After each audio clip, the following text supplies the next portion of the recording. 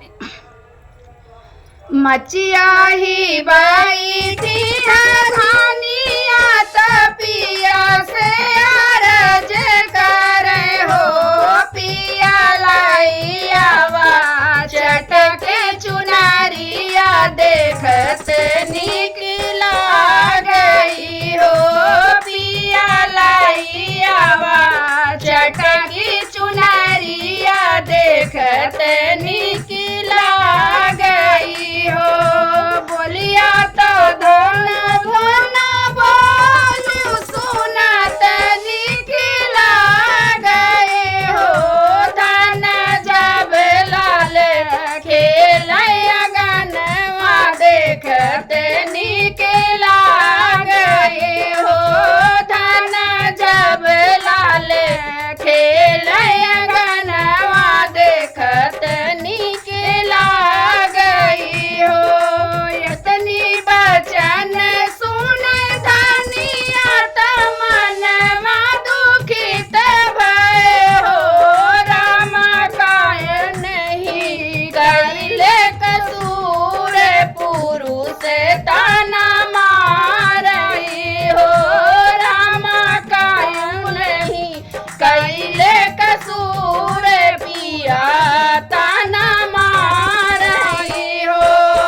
भोरवारी खिड़की नाल त सूरज मनाई हो नाथ परी गए बनिया के नाम तो जिंदगिया का भय हो नाथ परी गए बाजिनी के नाम तो जिंदगिया करत भय हो।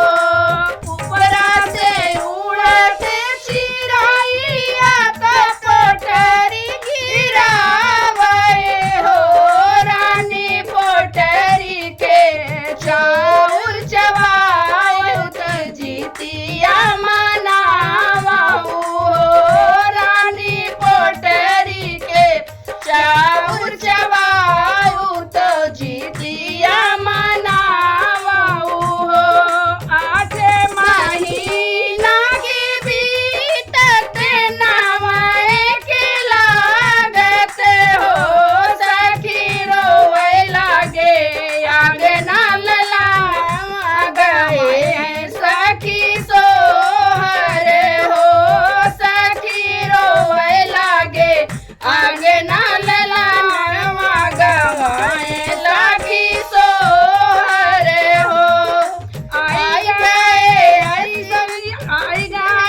ऐसन मास धनिया रजी करे हो पिया सोनावा के जीतिया बढ़ाओ मैं जीतिया बरत रहो पिया सोनावा के जीतिया गढ़ाओ मैं जीतिया बरत रहो। जय माता दी। आप लोगों को जैसा भी लगे अपना प्यार दुलार इसमें जरूर देना।